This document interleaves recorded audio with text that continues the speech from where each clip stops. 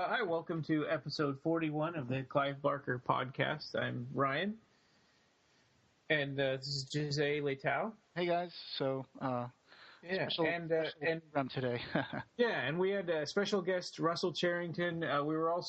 We had some kind of technical difficulty, so we were also supposed to have Steve Dillon of Oz Horror Con, but we ended up just having Russell Cherrington, and we got to talk to him quite a bit about Nightbreed, the Cabal Cut. So that's kind of what this episode was about. Yeah. Maybe if Steve comes back later, because we were not sure, there were some problem with the time zones, maybe we can add him to the end of the episode, I guess. Yeah. Who knows, if he shows up. Yeah. Okay. So this is the episode where we talk to Russell Cherrington about the status of the Cabal Cut and the upcoming Oz Horror Con convention and the Cabal Cut screening there. So there you go. Yep. And if you end up hearing Steve Dillon on this episode, you'll know that it's because we ended up getting in touch with him after all.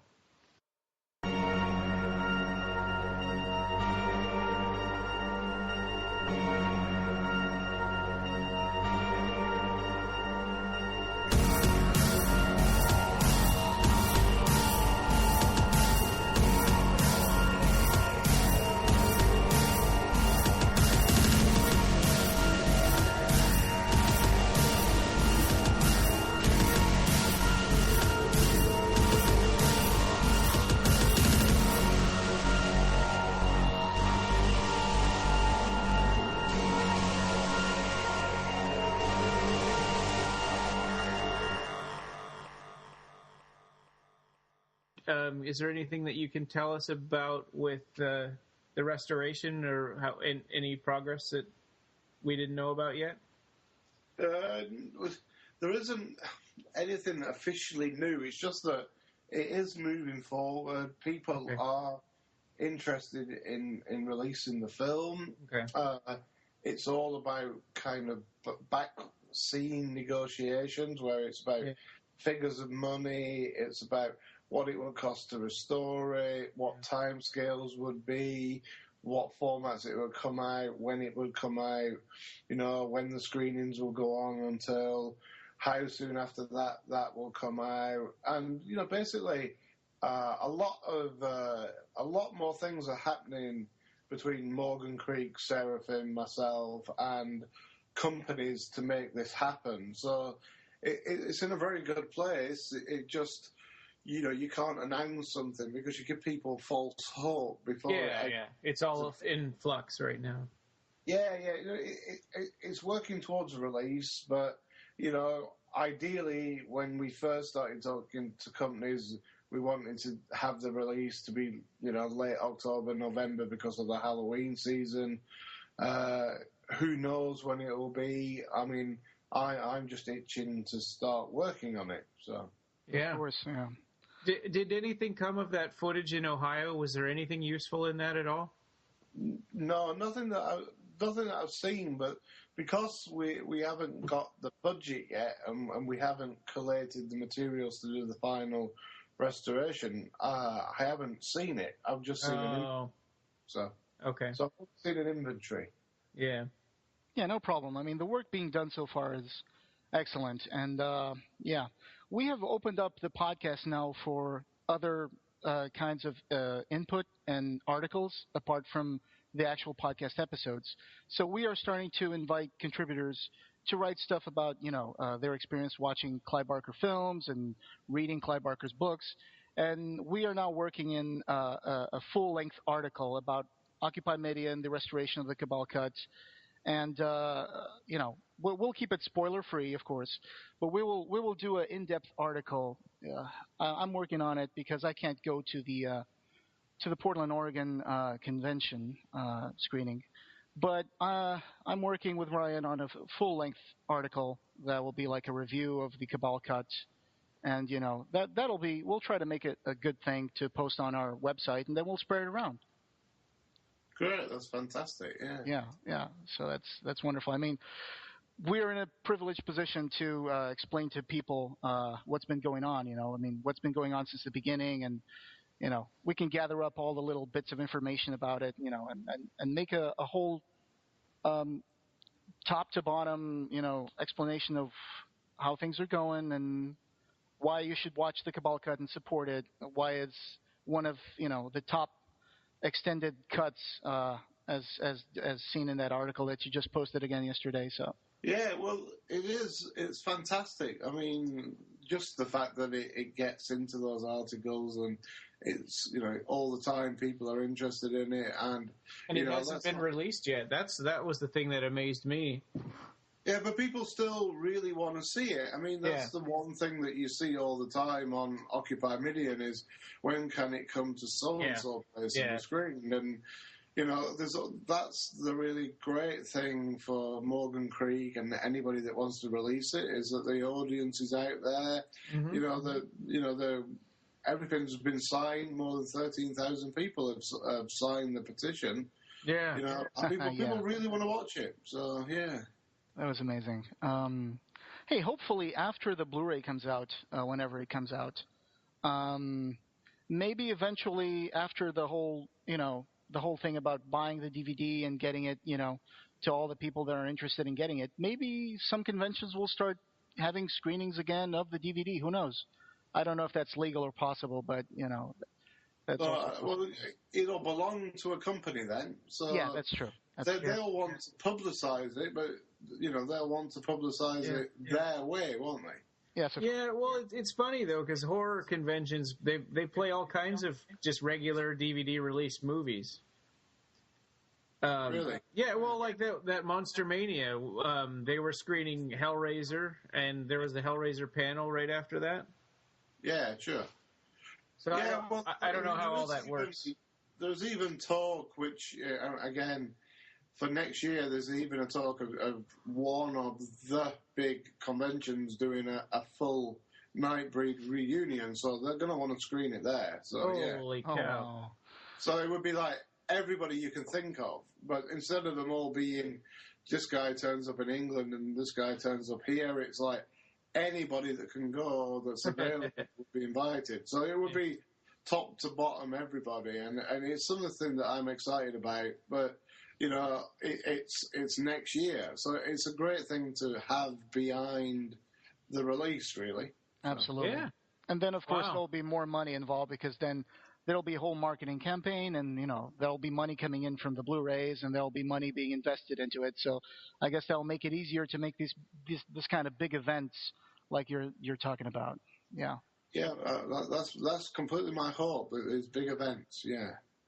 So, is there already some material for the documentary?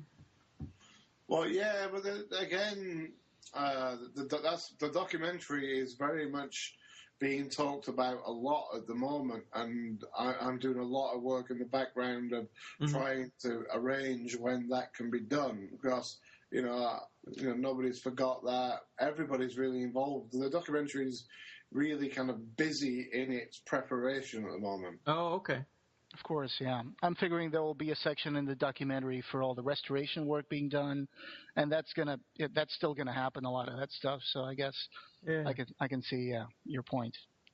Yeah. But it's just like it's like with the restoration, the documentary would have lots of people, like the Doug Bradley thing, where you would have people redubbing themselves, and lots of sound work going on, lots of visual work going on, and then people coming in to tell the story of their characters and their performances, and all the special effects guys from the past and things. Image animation people would all be involved. It's so huge. We're potentially interviewing like between 30 and 50 people. Wow.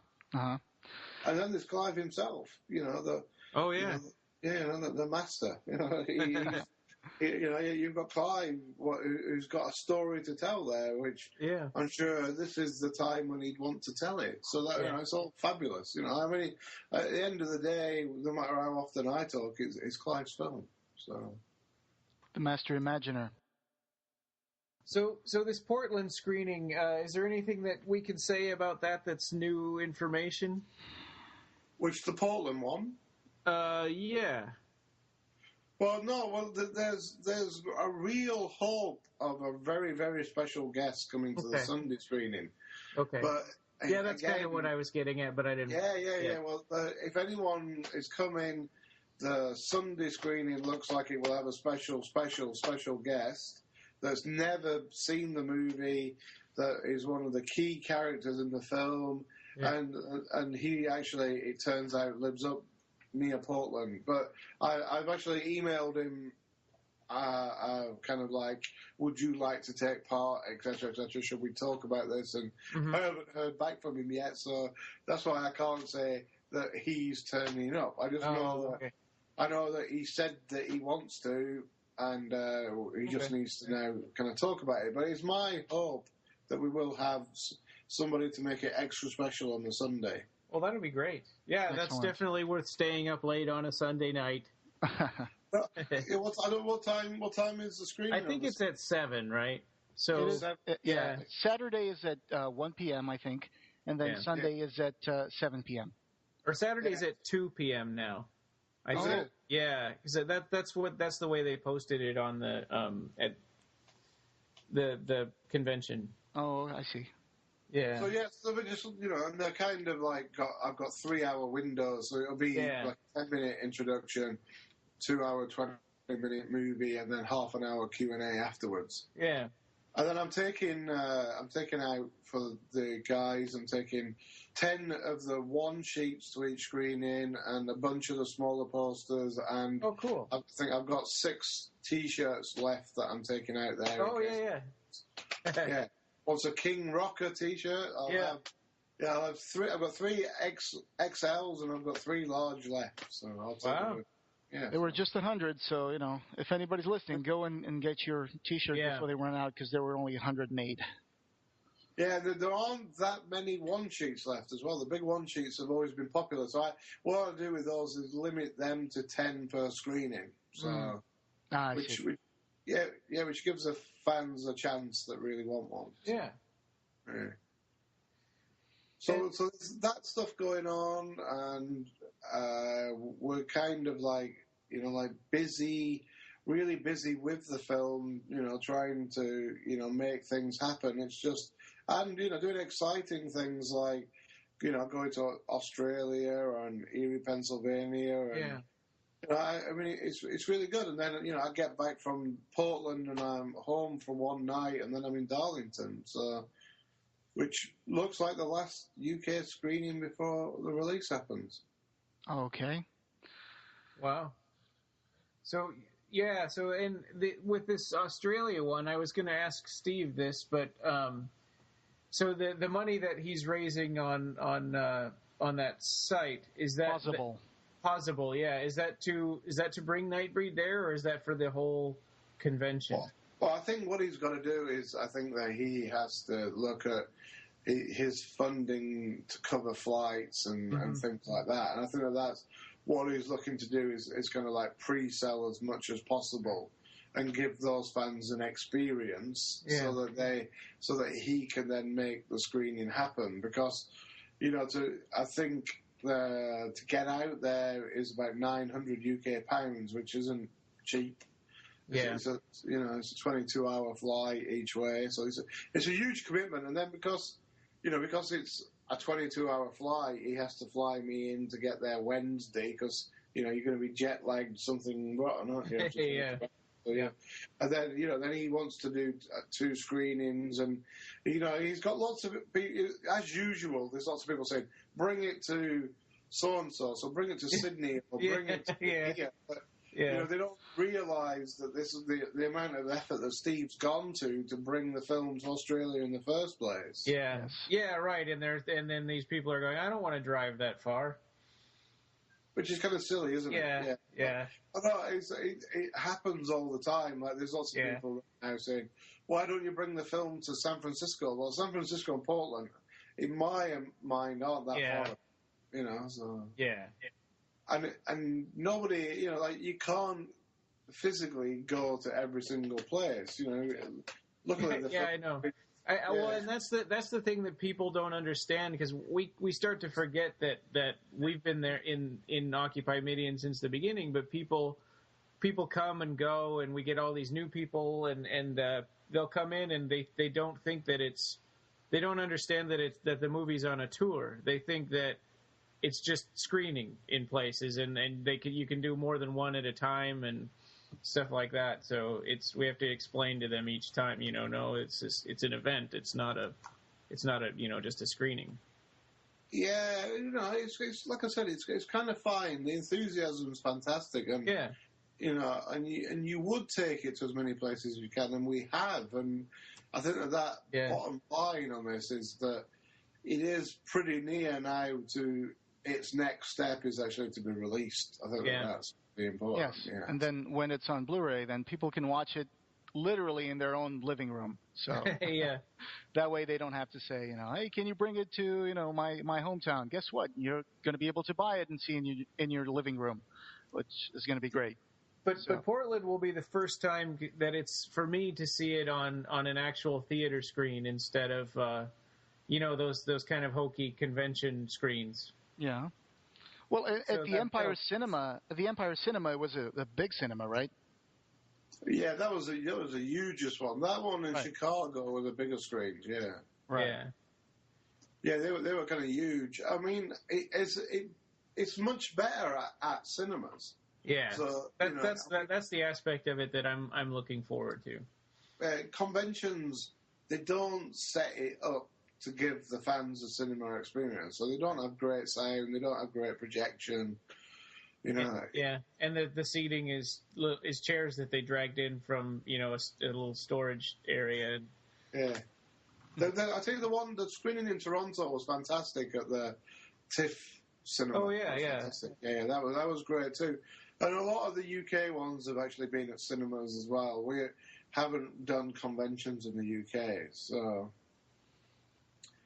conventions are great because you get to meet a wide variety of people, but they're not the greatest place to screen it unless the convention has actually, said, no, we're going to make this a cinema experience. Yeah, well, and the nice thing about that is then you have the people, at autograph tables, which you probably wouldn't have as much in a cinema.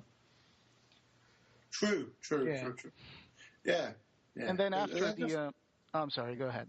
No, it's fine. You go ahead. I was just going to say that, and at the end of the Portland, Oregon screening, there's going to be a fan event at Atomic Pizza. Oh, yeah. Which Ryan is taking care of, and I'll be there as a virtual presence, so hopefully we'll get to talk to other fans after the screening. Yeah, that was lovely. I mean, it's great for the fans. It's great for them to have that experience, and they can ask, one-on-one style questions if they want. It's fantastic. Yeah. Although it's like an AGM, an annual general meeting for. Yeah. Yeah. Maureen said she would be there. So, I mean, if anyone wants to if they want to see Nightbreed in Australia, put some money in. He had said, I think, that it was only $10 donation gets them a ticket. That's fine. Yeah. Or that's probably 10 Australian dollars, I'm guessing. Yeah, I'm sure he'll do really well on the night, but it's just getting people, 4 months out to buy a ticket, isn't it? Yeah. And then do they have a location?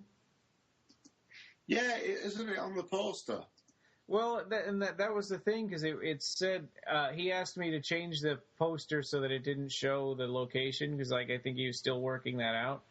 All right, okay. So, so we just, and he had done a poster where he cut off the address on the bottom. Well, it is in Melbourne, and the website for the convention is ozhorrorcon.com. And that's what we mentioned the Possible on the last episode, and we're going to mention it now again. It's www.possible with a Z, pozibele.com/project/17269. And it's Oz HorrorCon Midian, the Cabal Cut event. They are right now at 1,656 Australian dollars pledged of their $3,500 target. So 31 days to go, guys. Yeah. It's all there, isn't it? I'm just watching it. Yeah. 1,656. Yeah. That's what it says on my counter, 1,656. So that's where they've got to. Yeah. 27 supporters, 31 days to go. they have their rewards set for the people who contribute, and some of the rewards are pretty attractive. You got the tickets to watch the screening. You got a book that they're making. There's going to be a Berserker chapter. There's going to be basically their names of the people who have pledged to contribute to this event. It's going to be the Book of the Tribes, and you can be in the Book of the Tribes if you pledge for this project. So go ahead and do it. I'm going to do it today. Yeah, cool. Everyone should support it. But but it's like I'm really excited to go to Australia, and I'm really excited that those fans will get to see it. Yeah, yeah, it's going to be great. Oh, well, you guys, I think we covered it enough, haven't we? Because we can't really more without Steve. So yeah. I guess I'm going to see you in a week anyway. Yeah. Yep. All right. And and I'll be signing afterwards. So. Yeah. And is there anything that Occupy Midian members can do right now to help out with spreading the word, or to help out with the restoration, or? No, I think every little bit of support that everybody does all the time is out of this world. So just keep doing it. Yeah, we'll just keep talking about it. Yeah. Yeah. So everyone out there. Talking about it, coming to screenings, wanting it to happen just takes us nearer and nearer and nearer. So. Yeah, absolutely. Yeah, we could have got, like I said today when I put up the thing from Total Film, we couldn't have got there without the fans. And it's amazing what they've done. Yeah. Well, and it's been astounding the amount of signatures on the petition alone. Absolutely. Yeah. So if you guys got a blog, go to screenings. If you got a blog about it. If you got, just spread the trailer that was made by Jimmy Johnson and Russell Cherrington. Spread that stuff around. Email magazines. Tell them you want to see that. If you know any events that are going on, just talk to the event organizers. See what you can work out. And hopefully this year we might get the Blu-ray double combo thing with, the theatrical cut and the Cabal cut. That'd be great. I'm really looking forward to it. And, thanks again for keeping us informed, Russell. Yeah. No, you guys take care. Speak to you both soon. All right. Well, I'm going to be there on Thursday morning at like 7:00 in the morning. It's when my plane's arriving. Why? Yeah, well, I get that. I'm in Portland on, I think I get in about 11:00 in the morning on the Friday. So. Oh, okay. So yeah, and I'm staying at at the Doubletree whatever hotel. Oh, okay. Yeah. I'll try to be on. I'll try to be on Ryan's iPad. again on Sunday, won't I? So, yeah. Good. Well, I'm going to go and finish off the movie I'm watching, and you guys take care. All right. Thanks, Russell. Meet you soon. Bye, guys. Bye. Cheers. Bye. Here we were able to meet Steve Dillon of Oz Horror Con. We just had a mix-up with the time zones, but here it is, Steve Dillon talking about Oz Horror Con and the Cabal Cut screening in Australia. All right, so just joining us, we have Steve Dillon from Oz Horror Con. So can you tell us about Oz Horror Con? Is this a recurring convention? It is, yeah. So Oz HorrorCon was set up last year, and we've had 2 conventions so far. One in October, which was a great, absolutely fantastic affair. Very small, small beginnings and all that. And we followed that up with one in January, which was significantly larger and still great fun, a big sort of family feel to it. Really atmospheric location that we chose for both. So the first one was in a haunted pub in Melbourne called the Royal Melbourne Hotel, and we had some Ghostbuster people out from the Australian Paranormal Society showing people the haunted cell and talking about the ghosts that inhabited the place. So really atmospheric. Fantastic. Everybody loved that. And the second one was just down the road because we enjoyed that one so much. We moved from one of these larger specialist convention forums. We moved it down the road to a place called Donkey Wheel House, which is like 150 years old, which is pretty old for Australia. And in the basements of that place, they've got all these archways and very, very, it's an old wine cellar. It used to be a nunnery, so lots of atmosphere, lots of spookiness to the place. And again, everybody absolutely loved that. So Yeah, so we're trying to keep that theme going for Oz HorrorCon, make it atmospheric above all else. Cool. So it's called Donkey Wheelhouse? Yes. Okay. You can look that one up. All right. So that's where this one is going to be, where you're screening the Nightbreed Cabal Cut? It's where it's advertised to be at the moment. It's not being confirmed for various reasons, but it's certainly the number one place I would like to choose. It will be in Melbourne. But we do have several other venues in mind as well, some of which are dedicated sort of screening cinema locations, some of which are more indie and more atmospheric, like Donkey Wheelhouse. Yeah. Sounds good. Yeah, it's going to be awesome. So you're... Go ahead. Oh, go ahead.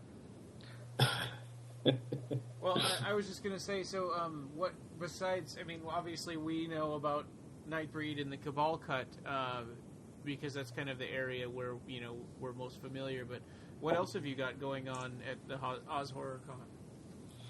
So we're still planning the next convention, but we're also involved with other things as well. So we've just kicked off a short story writing, not really a competition, just like a little program to get people more involved in writing horror in the amateur, in the amateur sense.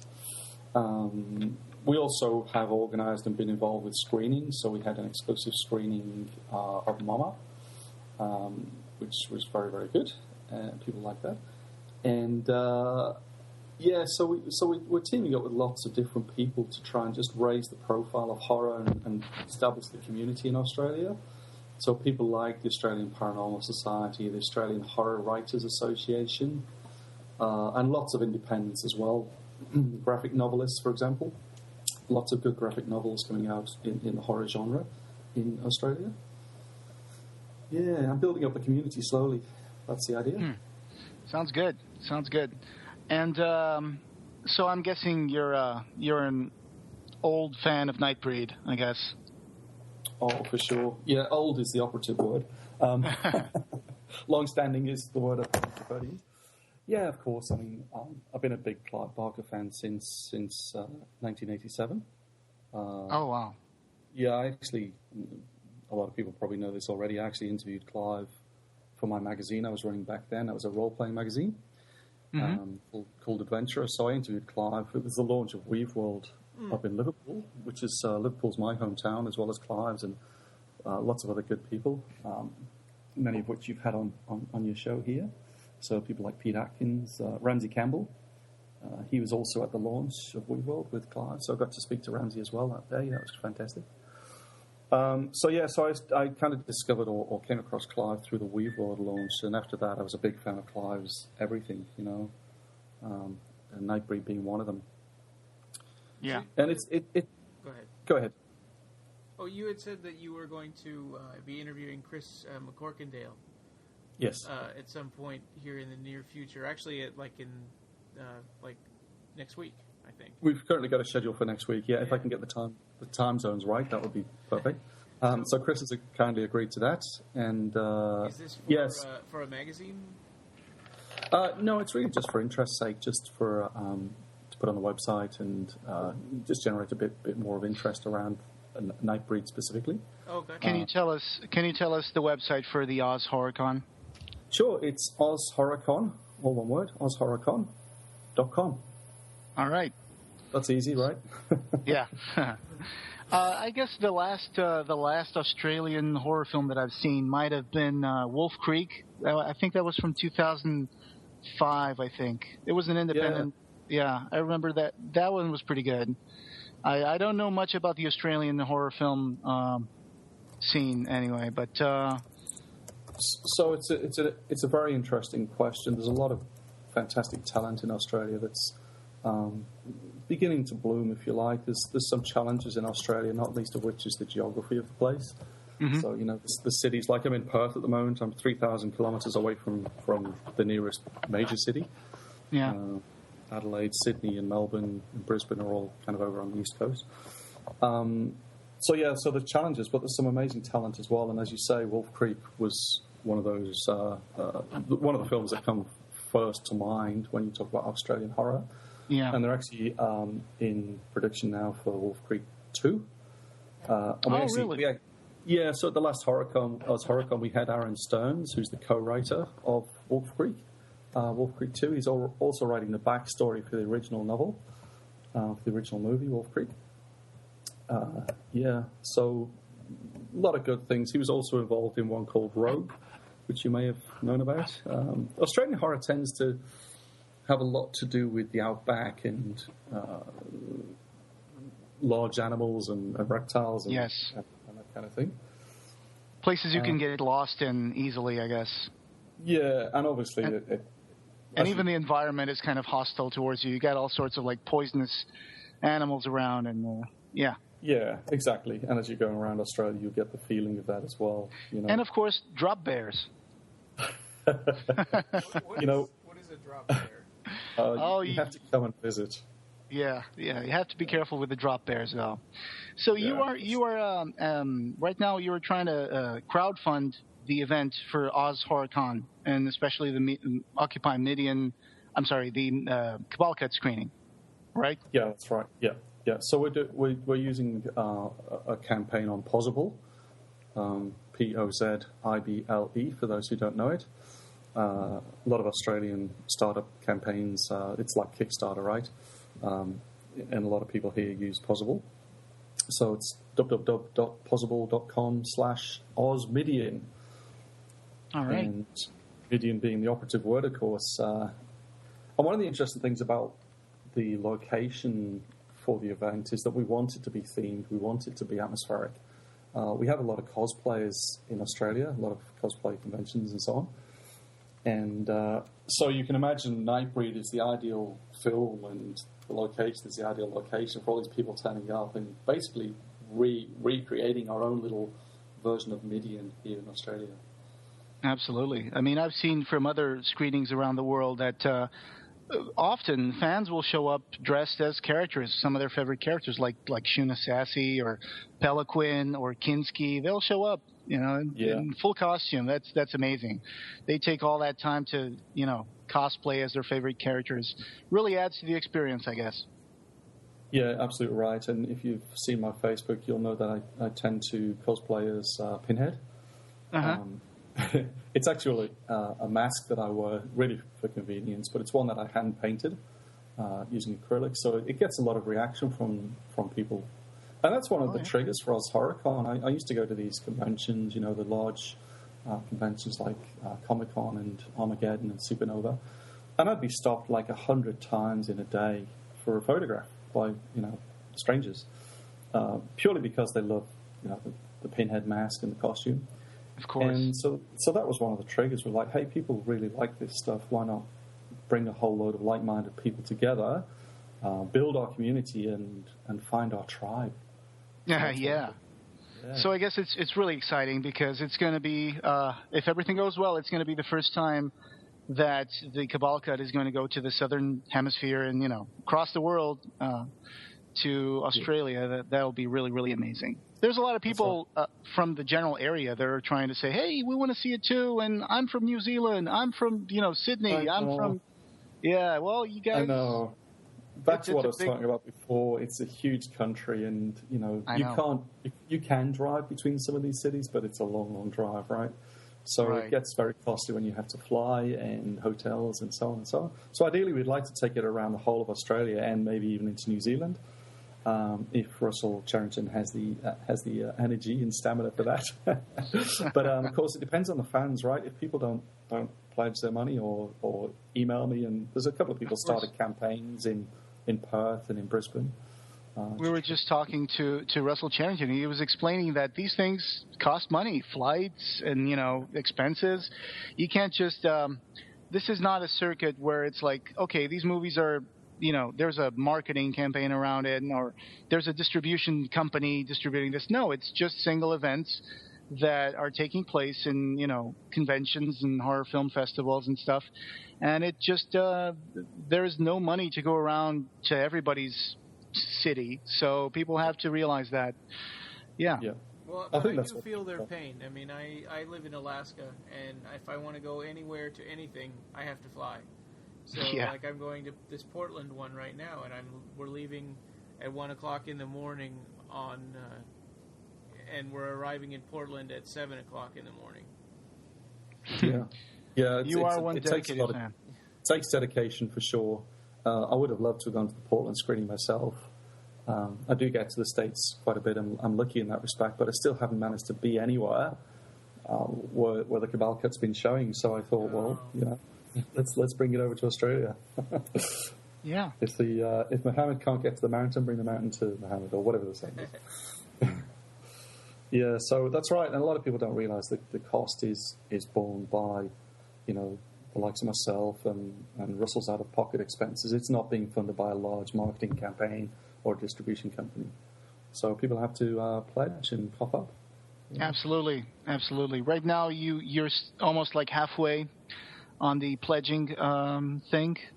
We're probably more than that. Yeah, when you add up the $10, they'll get converted to $50 because that's like a deposit. So we've got quite a few of those to tally up. So we're more than halfway. We will make it.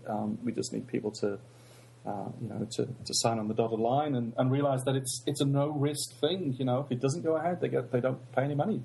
Absolutely. Doesn't cost anyone anything. And there are rewards in store for people who contribute, right? There is a Book of the Tribes being prepared where everybody who pledges will be named, right? That's right, yeah. And depending on what you pledge, your name will be in a different section. So all the details for that are on the Posable site. And a copy of that book will be going to Russell and another copy to Clive Barker himself as a memento of how much the fans in Australia love this stuff and love Clive's work. So, yeah. Amazing. Yeah. I wish I was going to this, right? Yeah. I wish somebody else was organising this and I could sign up and go to this. But hey, I'm excited. I'm pumped. It's going to be awesome. Oh, yeah. Well, that sounds great. Cabal is going to the land of Oz. Yeah. Yep. To the land over the rainbow where the monsters live. Right. It's coming here. I'm one of the last, saving the last till best till last almost. Yeah. Absolutely. So that's amazing. I mean, I hope everybody who's listening to this decides to help out. I'm going to contribute today, and I'm sure Ryan probably already did. And no, not yet. Okay. Oh, so for $2 minimum, you can get your name in the Book of the Tribe. So come on. There's still 31 days to go. There's still plenty of time, but the quicker you do it, the better. The quicker this will get funded. So, and if there's a rush on it, we have to stop selling the tickets, and that's what tends to happen with these. There's a rush in the last couple of weeks or so. Right. For sure. So it sounds good. Very exciting. Oz, Cabal is going to Oz over the rainbow, where the monsters live. That is very fitting. That is a very fitting Pelican coat right there. Definitely. And thanks for talking to us and letting us know about the Oz Horror Con. Cabal Cut screening being planned, and we did have a mix-up originally with the time zones, but that's been sorted out. So you'll be listening to this at the ending of the episode. The first part is us talking to Russell Cherrington. So he was also plugging the whole Oz Horror Con. He was explaining to us what's going on with the Cabal Cut right now. So that was very informative. And again, I'll definitely be listening to that one. Yeah, so we'll be posting this soon, I guess. I mean, maybe, I'm going to try to get it up by Wednesday, just because then I'm leaving that night too. Yeah. It's for Portland. Yeah, Portland's going to be great fun, I'm sure. Oh yeah, I'm looking forward to it. And listen, just on a personal note, I love what you guys are doing, and I'm trying to pumping that. There's a lot of people really appreciate what you're doing. Again, doing it for the passion and the love, and that's what the fan base is all about, right? Oh yeah. We sacrificed a lot of weekends for this. Yes, that's for sure. Yeah, I'm sure. Yeah. All right. So thanks again. Thank you. Yeah. Cheers, guys. Thanks again. All right. Well, see ya. Have a good morning. Yeah. Thanks. It's an early one. Yeah. See you later. See you later. Right. Bye-bye. Bye. Bye-bye. Thank you. You can find us on the web at www. We are in iTunes, so please leave us a review there. That helps build our numbers up and get more people listening. On Facebook, we have a Facebook page, and you can also join us at the Occupy Media group. We've got over 6,000 members. On Twitter, we're at BarkerCast and at Occupy Media, and the forum is www.clivebarkerfans.com/forum. Colin Lakativa. All right, well, that wraps up episode 41 with Russell Cherrington and Steve Dillon.